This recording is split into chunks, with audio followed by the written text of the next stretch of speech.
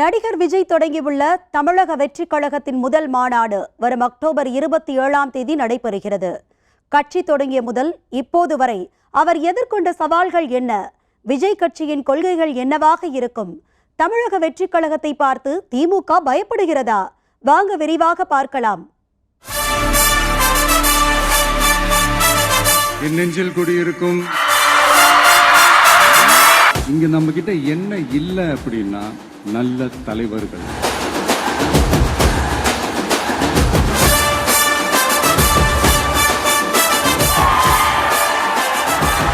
நல்லது நடக்கும், வெற்றி நிச்சயம்.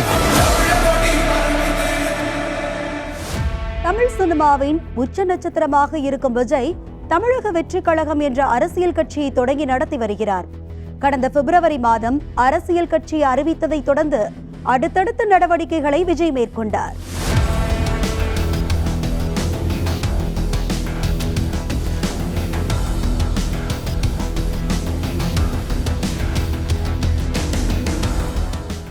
அதனைத் தொடர்ந்து கடந்த ஆகஸ்ட் மாதம் தமிழக வெற்றிக் கழக கொடியை விஜய் அறிமுகம் செய்தார்.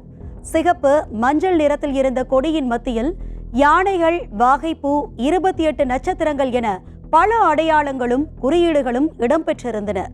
இதற்கிடையில் தேசிய கட்சியான பகுஜன் சமாஜ் கட்சியின் சின்னமான யானை சின்னம் தமிழக வெற்றிக் கழக கொடியில் இடம்பெற்றுள்ளதாக எதிர்ப்புகளும் கிளம்பியது.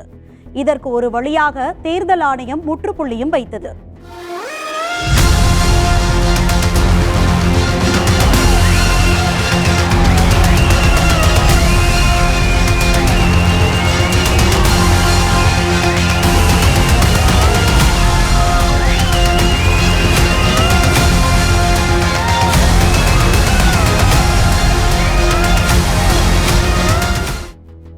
சினிமா நடிகர்கள் அரசியலில் போட்டியிடுவதும் அதன் மூலம் உச்சக்கட்ட பதவிக்கு வருவதும் புதிதல்ல.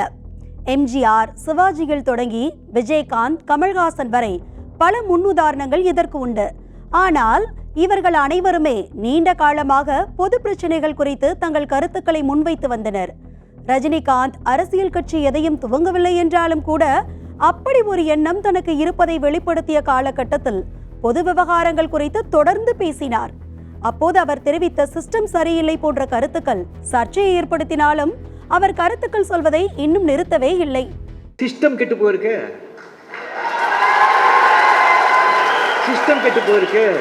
ஜனநாயகமே கெட்டு போயிருக்கு. அரசியல் பத்தி, ஜனநாயக பத்தி மக்களின் மன ஓட்டமே சேஞ்ச் ஆயிருக்கு. ஸோ சிஸ்டமை சேஞ்ச் பண்ணணும். ஜனங்களுடைய மன ரீதியை வச்சு சிந்தனை ஓட்டத்தை சேஞ்ச் பண்ணணும், ஒரு மாற்றத்தை உண்டாக்கணும். அப்போதான் நாடு உருப்படும். அது எல்லாரும் சேர்ந்து பண்ண வேண்டிய. எம்ஜிஆர், பாக்கியராஜ், டி ராஜேந்திரன் உள்ளிட்டவர்களின் அரசியல் பிரவேசம் என்பது வேறு மாதிரி இருந்தது. ஒரு அரசியல் சித்தாந்தத்தோடு ஏதோ ஒரு வகையில் நீண்ட காலம் இணைந்திருந்த பிறகு அவர்கள் தனியாக அரசியல் கட்சியை துவங்கி தீவிர அரசியலில் ஈடுபட்டார்கள். அப்படி இருந்துமே பாக்கியராஜ், டி ராஜேந்தர் போன்றவர்கள் பெரிய வெற்றியை பெற முடியவில்லை. ஆனால் விஜயின் அரசியல் பயணம் அப்படியானதாக இருக்கவில்லை. விஜய் எந்த தலைவரிடமும் நெருங்கி பழகியவரும் அல்ல, எந்த அரசியல் இயக்கத்தோடும் சேர்ந்து செயல்பட்டவரும் அல்ல. விஜய்க்கு அரசியல் ஆசையை தூண்டியது முழுக்க முழுக்க அவரது தந்தை S.A. சந்திரசேகர் தான். நடிகர் விஜய் தனது புகழை நம்பி மட்டுமே களமிறங்கி உள்ளார். அவர் பேரில் ஆரம்பிக்கல சார், அவர் பேரில் 93 ஆரம்பித்த ஒரு அமைப்பு, ரசிகர் மன்றமாக ஆரம்பித்த ஒரு அமைப்பு நற்பணி மன்றமாக மாறி மக்கள் இயக்கமாக மாறி அந்த மக்கள் இயக்கத்தில் உள்ள தொண்டர்களுக்கு ஒரு உற்சாகத்தை கொடுக்கணும். ஏன்னா ஏற்கனவே அவங்க நல்ல விஷயங்கள் நிறையா பண்ணிக்கிட்டு இருக்காங்க, அது உங்கள் எல்லாருக்கும் தெரியும். அப்படியாப்பட்டவங்களுக்கு ஒரு அங்கீகாரத்தை கொடுக்கணும் அப்படின்றதுக்காக அதை பதிவு பண்ணியிருக்கிறோம். அவ்வளோ. எம்ஜிஆரை பொறுத்தவரை அவர் திமுகவில் இருந்து வந்தவர். அண்ணாவின் பாரம்பரியம் தன்னுடையது என்று கூறி வெற்றி பெற்றவர். ஜெயலலிதா சினிமாவில் இருந்து வந்தாலும் அவர் எம்ஜிஆரின் பாரம்பரியத்தை தனதாக்கி கொண்டு வெற்றி பெற்றார். மாறாக எந்த சித்தாந்த பின்புலனும் இல்லாமல் கட்சி துவங்கிய விஜயகாந்த், கமல்ஹாசன், சரத்குமார் போன்ற யாரும் பெரிய வெற்றியை பெறவில்லை. ஆனால் அவர் யாரை, எந்த தரப்பை பிரதிநிதித்துவப்படுத்த போகிறார் என்பதில்தான் எல்லாமே இருப்பதாக சொல்கிறார்கள் விவரம் அறிந்தவர்கள். விஜயகாந்த் தனது ரசிகர் மன்றங்களை எவ்வளவு கட்டுக்கோப்பாக வைத்திருந்தார் என்பது தெரிந்ததுதான். ஆனால் அவர் காலத்திலேயே வாக்கு சதவீதம் வெகுவாக குறைந்துவிட்டது. ஆகவே ரசிகர்கள் எல்லோரும் தாங்கள் விரும்பிய நடிகருக்கே வாக்களிப்பார்களா, அவர்கள் மட்டும் வாக்களித்தால் வெற்றி பெற்றுவிட முடியுமா என்பதெல்லாம் கேள்விக்குறியாக தான் உள்ளது. மாறாக எல்லா தரப்பு மக்களையும் விஜய் ஈர்க்க வேண்டும், தொடர்ந்து அரசியல் களத்தில் போராட வேண்டும். திமுக, அதிமுக, பாஜக போன்ற சக்தி வாய்ந்த கட்சிகளுக்கு நடுவில் சமாளிப்பது சாதாரண விஷயம் அல்ல. விஜயகாந்த் கட்சி ஆரம்பித்த போது அவருடன் பண்ருட்டி ராமச்சந்திரன் போன்றவர்கள் உடன் இருந்தார்கள்.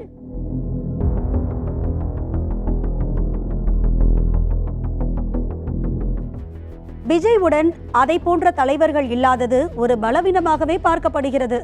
அவரது கட்சிக்கென கொள்கைகள் எதுவும் பெரிதாக வகுக்கப்பட்டதாக தெரியவில்லை. அது போன்ற கொள்கைகளை வகுப்பதற்கு பின்புலத்தில் வலுவானவர்கள் இல்லை என்றும் சொல்கிறார்கள். மேலும் விஜய் 2026ஆம் ஆண்டில் களத்தில் இறங்கும் போது யார் வாக்குகளை பிரிப்பார் என்பது இப்போதைக்கு மிகப்பெரிய கேள்விக்குறியாக உள்ளது. இது குறித்து உளவுத்துறை மூலம் அறிக்கை கேட்ட முதல்வர் விஜயால் குறிப்பிட்ட சதவிகித வாக்குகள் பிரிவதற்கு வாய்ப்புகள் இருப்பதாக வந்த ரிப்போர்ட்டை வைத்து உதயநிதியை கலந்து ஆலோசித்ததாக சொல்கிறார்கள். அதன் விளைவே மாநாடு குறித்து அரசு தரப்பில் பல்வேறு விளக்கம் கேட்டு விஜய்க்கு குடைச்சல் கொடுத்ததாகவும் சொல்றாங்க.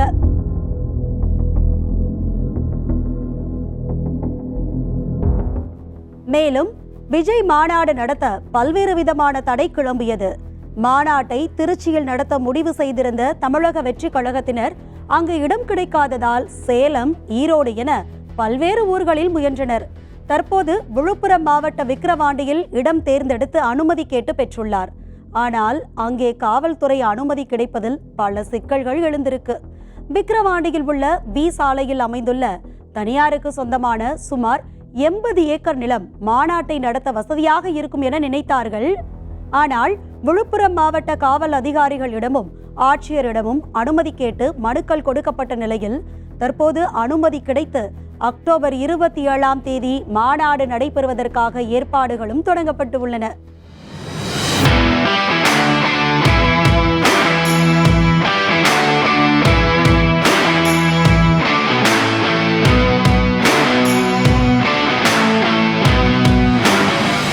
இந்த கட்சி மாநாட்டில் இருந்து வலுவான அடித்தளத்துடன் கூடிய அரசியல் பாதையை அமைப்போம் என விஜய் உறுதியாக இருக்கிறார்.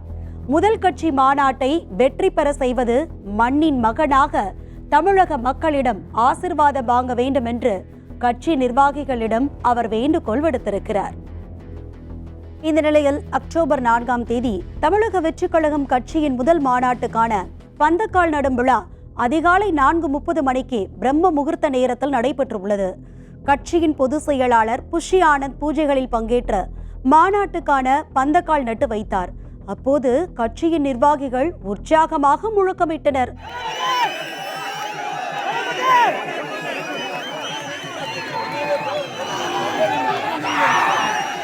பந்தல் காலுக்கு மஞ்சள் சந்தனம், பட்டு துணி அணிவிக்கப்பட்டு சிறப்பு வழிபாடு நடைபெற்றது.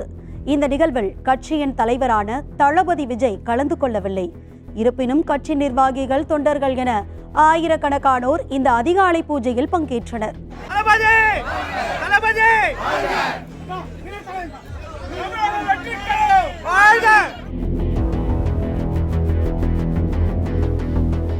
விஜய் கட்சியை திமுக அரசு முடக்குகிறது. மாநாடு நடத்த இடம் கொடுப்பதில் திமுக அரசுக்கு என்ன பிரச்சனை? இதற்காக நான் விஜய்க்கு ஆதரவாக பேசுகிறேன் என்பது கிடையாது. நடிகர் விஜய் பாவம் ஒவ்வொரு முறையும் மாநாட்டுக்கான இடத்தை மாற்றிக்கொண்டிருக்கிறார். விஜய் மீது ஏன் திமுகவுக்கு அவ்வளவு பயம்? மாநாடு நடத்த இடத்தை கொடுத்தால் மடத்தை பிடித்து விடுவார் என திமுக பயப்படுகிறதா என தமிழிசை சவுந்தரராஜன் கூறியுள்ளார். விஜயை கண்டு திமுக பயப்படுவது ஏன்? விஜய் கட்சி ஆரம்பித்தால் திமுகவுக்கு தான் பாதிப்பா என அவர்கள் நினைக்கிறார்கள். 2026 தேர்தலில் ஆளும் கட்சிக்கு எதிராக தான் மக்கள் வாக்களிப்பார்கள். திமுக எதிர்ப்பு வாக்குகள் அதிமுகவுக்கு தான் வரும். எங்களுக்கு அந்த நம்பிக்கை இருக்கிறது. யார் வேண்டுமானாலுமே வரட்டுமே, களத்தில் சந்திப்போம் என தைரியம் இருக்க வேண்டும். திமுகவுக்கு அந்த தைரியம் இல்லை என்கிறார் அதிமுக முன்னாள் அமைச்சர் ஜெயக்குமார். நடிகர் விஜயை கண்டு திமுக பயப்படுகிறது. அரசானது நடிகர்களுக்கு இடையே பாரபட்சம் பார்க்க கூடாது. அதிமுக ஆட்சி காலத்தில் எந்த பாரபட்சமும் காட்டப்படவில்லை. 2006 முதல் 2011 வரை ஒரு குடும்ப கட்டுப்பாட்டில் இருந்தது. திமுக ஆட்சி காலத்தில் திரைத்துறை முடங்கி போய் இருந்தது. அதிமுக ஆட்சிக்கு வந்த பிறகுதான் வெளிப்படையான நிர்வாகத்தினால் திரைத்துறை நல்ல முன்னேற்றத்தை பெற்றது என்றார் அதிமுக முன்னாள் அமைச்சர் கடம்பூர் ராஜு. விஜய் கட்சியை பார்த்து திமுக பயப்படுவதால் தான் அவருடைய மாநாட்டுக்கு பல்வேறு நிபந்தனைகள் விதித்திருக்கின்றனர். திமுக ஆட்சியை வெளியேற்றுவதற்கான அனைத்து பணிகளையும் செய்தால்தான் நடிகர் விஜய் கட்சிக்கு பிரகாசமான வாய்ப்பு இருக்கும் என்று நாங்கள் நம்புகிறோம் என மாஃபா பாண்டியராஜனும் சொல்லியிருக்காரு.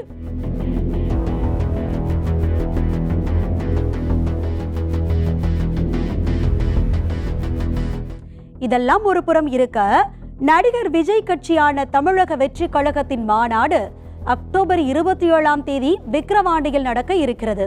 இதற்காக அக்கட்சியின் பொதுச் செயலாளர் புஷி ஆனந்த் தமிழகத்தில் உள்ள அனைத்து மாவட்டங்களுக்கும் சென்று மாநாட்டில் கலந்து கொள்ள வலியுறுத்தி நிர்வாகிகளுக்கு அழைப்பு கொடுத்து வருகிறார்.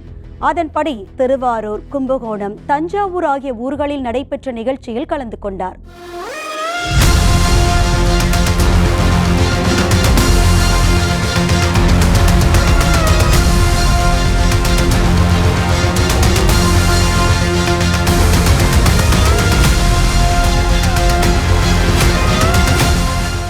கும்பகோணத்தில் தனியார் மண்டபம் ஒன்றில் நடைபெற்ற நிகழ்ச்சியில் ஆனந்த் மேடையில் பேசிக் கொண்டிருக்கும் போது புஷ்பா என்ற பெண் மேடைக்கு அருகில் சென்றார்.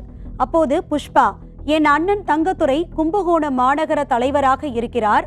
அவர் விஜய் மக்கள் இயக்கத்தில் தஞ்சை மாவட்ட தலைவராக இருந்தார்.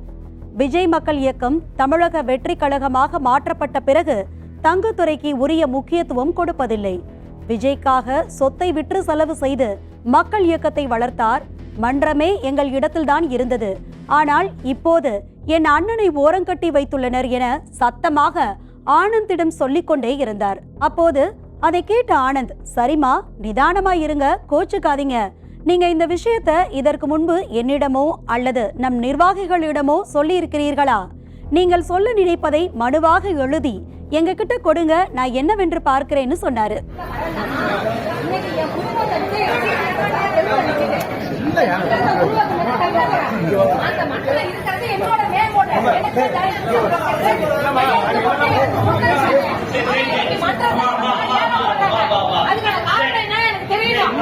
அம்மா கோச்சிக்காதம்மா, இருமா கோச்சிக்காத. ஏன் இவ்வளவு பேர் எத்தனை நீங்க உன்னோட இதை இது வரைக்கும் எங்களுடைய ஏன்கிட்டயோ என்னுடைய நிர்வாகிகிட்டயும் இது சம்பந்தமா சொன்னீங்களா? இல்ல நம்ம சொல்லியிருக்கிறீங்களா? இல்ல. அதனால நீங்க ஒரு மனுவா எழுதி கொடுங்க, உங்களுக்கு என்ன தேவைகள் என்றதை நான் தெரிஞ்சுக்கின்னு நாங்க செஞ்சு தரோம்.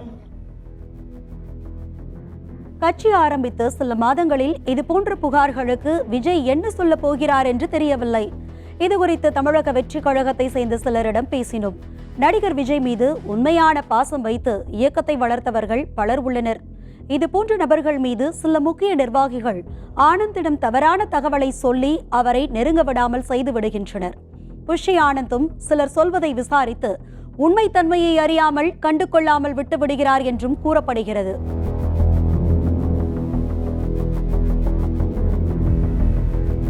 வரும் 27ஆம் தேதி மாநாட்டிற்காக தமிழக வெற்றி கழகத்தினர் இரவு பகல் பாராமல் உழைத்துக் கொண்டிருக்கிறார்கள்.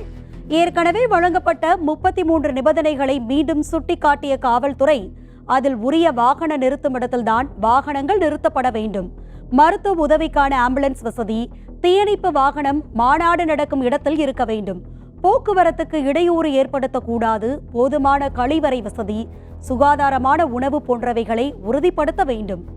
விஜய் வரும் வழிகளில் இருபுறமும் தடுப்பு ஏற்படுத்துதல், பேனர்கள், வரவேற்பு வளைவுகளை போக்குவரத்துக்கு இடையூறு இல்லாமல் அமைத்தல் வேண்டும் என்பது உள்ளிட்ட 17 நிபந்தனைகளை கட்டாயம் கடைபிடிக்க வேண்டும் என உத்தரவிட்டிருக்கிறது. மாநாடு நடத்தி முடிப்பதற்குள் திமுக தரப்பும் காவல்துறையும் இன்னும் என்னென்ன பிரச்சனை செய்ய போகிறார்களே தெரியவில்லை. ஆனால் இவை அனைத்தையும் தாண்டி விஜய் முதல் மாநாட்டில் என்ன பேச போகிறார்? ஆளும் கட்சியை எதிர்ப்பாரா? அவரது நிலைப்பாடு என்ன? தமிழக வெற்றி கழகத்தின் கொள்கைகள் என்ன என்பது பற்றி எல்லாம் அரசியல் களத்தில் இருப்பவர்கள் மட்டுமல்ல, விஜய் ரசிகர்களும் ஆவலாக எதிர்பார்த்து காத்திருக்கின்றனர். இந்த அரசியல் நகர்வுகளுக்கு மத்தியில் நடிகர் விஜயின் மக்கள் பணி சிறக்கட்டும் என புதிய கட்சியை தொடங்கிய விஜய்க்கு துணை முதலமைச்சர் உதயநிதி வாழ்த்து தெரிவித்தார். இந்திய ஜனநாயகத்தில் யார் வேண்டுமானாலும் அரசியல் கட்சி தொடங்க உரிமை உள்ளது எனவும் உதயநிதி கூறியிருந்தார். இதெல்லாம் ஒரு புறம் இருக்க, தந்தை பெரியார் பிறந்த தினமான செப்டம்பர் 17ஆம் தேதி சென்னை பெரியார் திடலுக்கு நேரில் சென்ற விஜய் பெரியாரின் நினைவிடத்தில் மாலை அணிவித்து மரியாதை செலுத்தினார்.